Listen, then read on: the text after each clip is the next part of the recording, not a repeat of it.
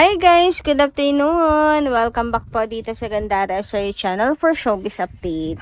Ang tatalakayin nga natin ngayon at pag-uusapan mga kakimpaw ay patungkol nga po dito sa matinding ibinagsak nila Kim and Paolo sa mga bashers para po sila ay matahimik mga kakimpaw. At the same time patungkol nga po dito sa Showtime kanina. Pero bago pa lahat, sa mga hindi pa nakaka-subscribe sa ating channel, maaari lamang na pindutin po ninyo ang subscribe button natin at notification bell na nandyan sa baba para mag-updated po kayo sa mga susunod natin chika.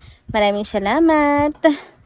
Samantala, dumako naman tayo mga kakimpaw sa atin pong update ngayong hapong ito at unahin na natin pag-usapan ang mga comments ng ating mga subscribers bilang pasasalamat po sa walang sawang pagsuporta sa atin araw-araw.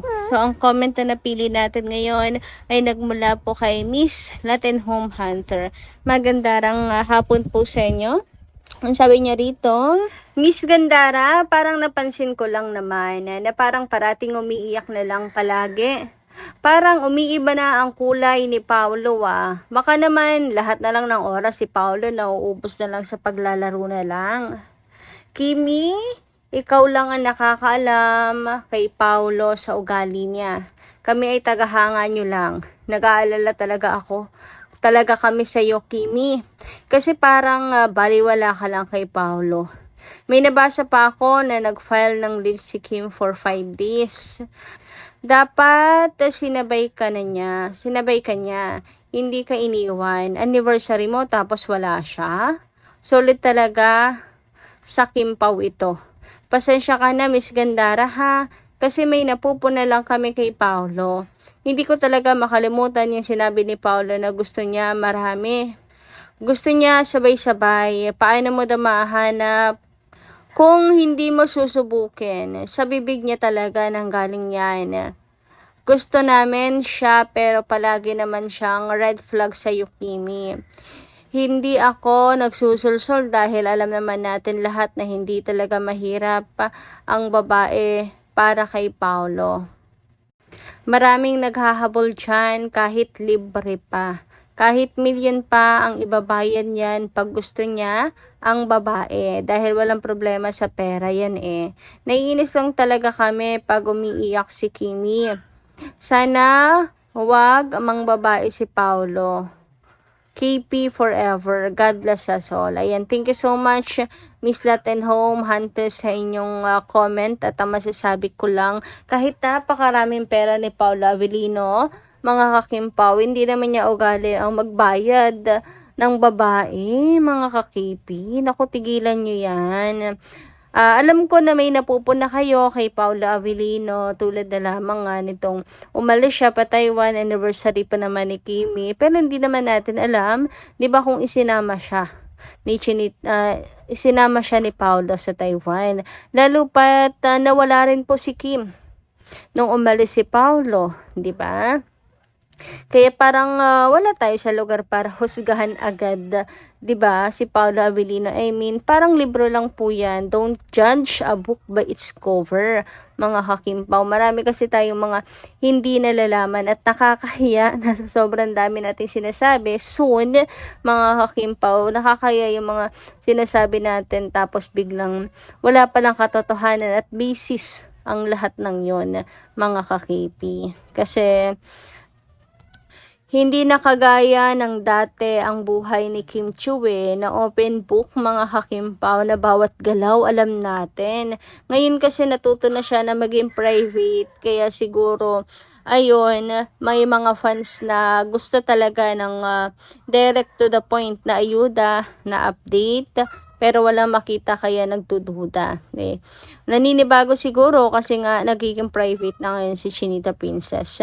Anyway, dumako naman nga po tayo dito sa pagka-disappear ng Kim Pao sa Bahia. So, mainit nga ito pinag-uusapan ngayon kahit nakabalik na nga po sila ng Pinas. Sabi dito, so cute. Sabay nagkaroon na entry ang mag-asawa. Solo travel pala ang couple sa pag-alis ng bansa. Habang si Ate Hides nagre-relax sa Pinas. Non-stop ang baby time ng Kim Pao. Sila na nga talaga. Ayun, may entry ang mag-asawa. Iba din talaga. Thanks Ate Hides, i-booking mo kung nasaan sila. Hihihi, ayan. Bakit naman si Ate Hides sa mga kakimpaw gusto niyong bang booking? Naku, mayayari. Malilinti ka nang wala sa oras. Hindi niya pangungunahan si Kim and Paolo, of course. Pero na lang kung kasama siya, tapos gusto niya mag-post ng sarili niya, diba? Kagaya ng dating gawi. Samantala, sabi pa dito, basta magkasama sila ngayon. Hulaan na lang kung nasaan. Ay, kaya pala, nasa Pinas si Ate Hides. Wala ang alaga niya, nasa Taiwan pa rin ba? Ayan. So, solo nga po itong Kim Pao. Hindi kasama si Ate Hides. Wala pong nakabuntot sa kanila. Pero na lang pala yung team ni Paolo na I think naman hindi nila bubuntutan parati ang bawat galaw ng Kim Pao. Mga lalaki kasi yon, di ba? May sarili silang mundo, mga kakimpaw. Hindi na nila gagambalain pa si Kim at si Paolo Avellino. Kasi hindi naman sila manager, hindi naman sila assistant nila Kim and Pao, para laki nakabuntot. Anyway, dumako naman nga tayo sa next topic natin at patungkol nga po ito sa mga pananahimik ng mga bashers na finally nahimlay din sila. Sana wag nang bumangon mga kakimpaw. Oy, charot lang. Anyway, eto pala nakapagpatahimik sa kanila mga kakimpaw. Ang masakit na katotohanan na si Chinita Princess ay hindi po kaya ni Paula Avellino na mawala sa kanyang tabi, sa kanyang piling. Hoy, paano hindi ka nga naman matatahimik noon? Wala na, finish na. Kahit anong gawin nila mga kakimpaw, mapapagod din talaga yan sila. Sabi nga dito, tahimik na mga bashers kasi di na iniwan si Prinsesa. Kasama na palagi ni Boyfie Pogi. Ayan, ang sakit siguro sa puso sa kanilang mga mata at sa kanilang mga puso, mga kakimpaw, no? Yan ang katotohanan talagang hindi na po sila mapaghihiwalay, mga kakimpaw. Kung nasa ng isa, nandun din po ang isa. Lalo na kung travel abroad to, mga kakimpaw, hindi nila kaya ang LDR, kaya for the sama, mga kakipi. Ngayon sabihin na walang relasyon ang Kimpaw, hanggang sa Taiwan, magkasama. Sa France, magkasama. Kahit hindi work-related. Yung sa Toronto at yung sa US and Canada, hindi na natin maano yun kasi work-related because of, world tour. Diba? Anyway, yung pagpunta nila sa New York, yan ang ating kayang ipanampal sa mga bashers na hanggang sa pagpapasaya at pagdadalaw ba naman ni Paolo Avellino sa kanyang anak kasama si Chinita Princess. O ay diba, isang malaking patunay na yon mga kakimpaw na may relasyon silang dalawa. O diba, sakit siguro sa mga pisngi nila, mga kakimpaw, nangangapal na mga pisngi nila sa million ba namang fans ng Kimpaw ang nananampal sa kanila ngayon ang katotohanan. Mas malakas pa ang sampal ng mga memes natin.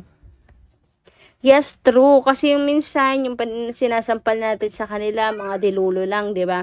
Pero sina Kim and Paolo kapag sila po nampal sa mga bashers, nako, nabakat sa kanilang mga pisngi. Kaya wala tulalay, naiiwan na lang ng tulalay ang mga bashers kagaya ngayon. Tulalay na lang sila tahimik, mga kakimpaw. Magkasama na naman nga kasi ang Kimpaw sa Taiwan. Anyway, dumako naman tayo sa It's Showtime this Monday. Happy Monday everyone. And it's really happy morning and happy Monday mga kakimpaw sapagkat present si Chinita Princess. So, diba sabi ko naman sa inyo, mga Monday, kapag magkasama talaga si Kim and Paolo, Monday ang balik ni Kimi. Kasi nga 3 days si Chinita Princess and Paolo Avellino sa Taiwan. O, diba tama ako mga kakimpaw? So, present nga po si Kimi. And grabe, ang pretty mga kakimpaw. Wag na sana siyang may stress, no?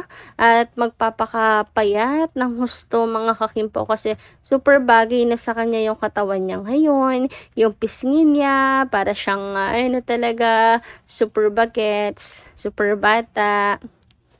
And na-miss ko itong bungis-gis na prinsesa natin sa Showtime, mga kakimpaw. Kaya naman happy ulit ang mga seniors natin na makita si Kim Chiu sa Showtime ngayon. May happy feel na naman po sila tuwing tanghalian, mga kakimpaw. Anyway, sabi naman dito ni Miss Norma Nengaska at Miss Andrea Clarice, shoutout po sa inyo at maganda ng hapon. Never pagpapalit ni Paolo si Kimi kahit kanino. Kimi lang ang mahal ni Paolo. Kapal naman ang babae na yan. So, magustuhan kakaya ni Paolo? Mahiya-hiya ka naman. Bakit? Wala na bang may gusto makipag-partner sa'yo? Kahit anong gawin mong pagmamakaawa, ayaw sa'yo. Pinipilit mo ang pangit mo lang nung dahil na hindi ka pa nagparitoke ng malakasan noon. Mahiya ka naman, ayaw sa'yo, pinipilit mo. Never kay pagpapalit ni Paolo kay Kimi. Hindi ka pa ba tinatabla ng at maintindihan? Ayaw sa'yo ni Paolo. Malantong ka. Ano po yung malantong or malantod? Sila lang dalawa sapat na. Ayan. Parang daming may galit, mga kakimpawa, porket nagpahayag lamang ng kagustuhan na makatrabaho si Paolo Avellino. Alam niyo, okay din yun. Kasi ibig sabihin nun, napaka-indiman talaga ni Paolo Avellino na pinapangarap po siyang makatrabaho ng kapwa niya artista. Ibig sabihin, ang taas na talaga ni Paolo. Tinitingala siya ngayon sa industriya. Samantala, sabi naman ni Miss M. Jace, let's not sound so arrogant. Let's just say, a lot of people loves to see Kim Pao. Let's remain humble like Kim and Paolo. Thank you so much, Miss MJ. And yes, dapat talaga gayahin natin sina Kim and Paolo. Humble lang. Wag po tayong masyadong mayabang, mga kakimpaw. So, yun lang po muna ating update. Maraming salamat kayo sa inyong pakikinig. Kita kasi po muli sa mga susunod natin, chika. Maraming salamat at ingat po palagi.